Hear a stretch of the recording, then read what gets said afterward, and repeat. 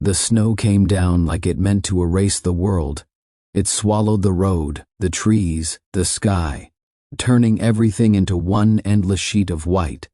And in the middle of it all, a motorcycle lay on its side, its engine dead, its rider kneeling beside it with numb fingers and a sinking heart.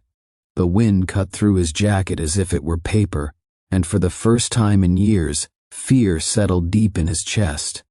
He had ridden through storms before, through rain and darkness and loneliness. But this was different. This was the kind of cold that crept into your bones and whispered that you might not make it home. Miles away from the nearest town, the biker, whose name was Ryan, tried to stand and nearly fell again. His phone had died hours earlier. His fuel line had frozen. The snowstorm had come faster than predicted, and now the road was empty, abandoned by everyone with sense enough to stay indoors. He thought of his brother, of the promise he had made to visit more often, of the stubborn pride that had pushed him to keep riding instead of turning back. The thought that he might die out here, alone, scared him more than he wanted to admit. Then through the blur of falling snow, he saw headlights. The car moved slowly, carefully, like it too was afraid of the storm. It stopped a few yards ahead of him, and for a moment nothing happened. Ryan wondered if he was hallucinating. Then the driver's door opened, and an elderly man stepped out, his movements stiff, his breath visible in the air. A woman followed, wrapped in a thick wool coat, her gray hair tucked beneath a knitted hat. "Oh dear," the woman said, her voice trembling more from concern than cold. "He's frozen out here." The man hurried toward Ryan, ignoring the snow soaking his shoes. "Son, are you hurt?" Ryan shook his head weakly. "Bike died. Can't feel my hands." The woman took one look at his blue-tinged fingers and gasped, "Harold, we can't leave him here." As if there were ever a question, they helped Ryan into their old sedan, the heater blasting air that felt almost painful against his frozen skin. The woman, whose name was Margaret, wrapped him in an extra blanket she kept in the back seat. Harold drove as carefully as the road allowed, his knuckles white on the steering wheel, whispering quiet prayers under his breath. Their home was small and warm, a modest house that smelled of soup and old memories. They sat Ryan at the kitchen table, pressed a mug of hot broth into his hands, and watched until color returned to his face. Margaret fussed over him like he was her own child, scolding him gently for riding in such weather while adding more bread to his plate. Ryan learned they had no children of their own. Life had not been kind in that way, but kindness they had plenty of. He stayed the night on their couch, listening to the wind howl outside, knowing without doubt that if not for them, he would not be alive. In the morning, the storm had passed, leaving behind a silent, glittering world.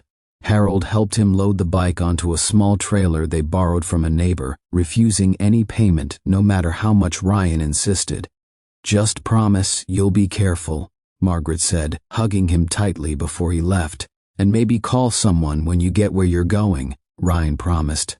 He drove away with a lump in his throat, glancing back at the little house until it disappeared from view.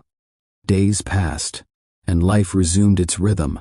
For Harold and Margaret, that rhythm was slow and quiet. They rose early, drank their tea by the window, and watched the snow melt from the trees. But winter had taken its toll. Harold's chest pains, something he had been ignoring for months, grew worse. Margaret noticed his breath coming shorter, his steps slower, but he brushed off her worry with a tired smile. One afternoon, as the sky darkened too early, Harold collapsed in the living room. Margaret screamed his name, her hands shaking as she tried to help him sit up. Her phone slipped from her grasp and skidded under the table. Panic surged through her. She was alone, the neighbors far, the road still icy. She ran outside, waving her arms, her voice breaking as she cried for help. Snow began to fall again, light at first, then heavier, as if winter had decided it was not done with them yet. Far down the road, the sound of an engine cut through the quiet. Ryan had not planned to be there. He was on his way back from visiting his brother, the promise finally kept, when he felt the familiar tug in his chest, the urge to take the long way home. Something pulled him down that road, past the trees, toward the little house he had not been able to forget. He saw Margaret in the driveway, her figure small against the gathering snow, and slammed on the brakes. "What's wrong?" he shouted as he ran to her. "Harold," she sobbed. He collapsed. "I can't reach anyone." Ryan did not hesitate. He rushed inside, checked Harold's pulse, remembered what little first aid training he had from years ago. He kept Harold conscious, spoke to him, reassured him while dialing emergency services on his charged phone. He wrapped Harold in blankets, kept him warm, his voice steady even as fear churned inside him. The ambulance arrived just in time.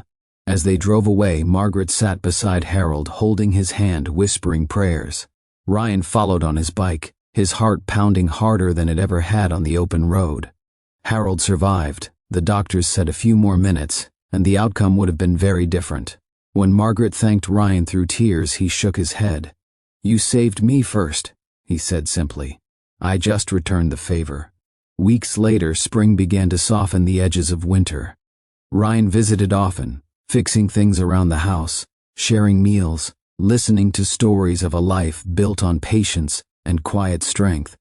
Harold recovered slowly, but fully, and Margaret's laughter returned to the house. One evening, as the sun dipped low and painted the sky gold, Harold looked at Ryan and said, "Funny how the road brings people together." Ryan nodded, thinking of that frozen night, of how close he had come to disappearing into the snow. "Yeah," he said, "and how kindness never really ends, it just circles back." As he rode away that night, the road felt different, less lonely, warmer, and he knew that no matter how far he traveled, a part of him would always belong to that little house where kindness had saved a life, and where gratitude had come full circle.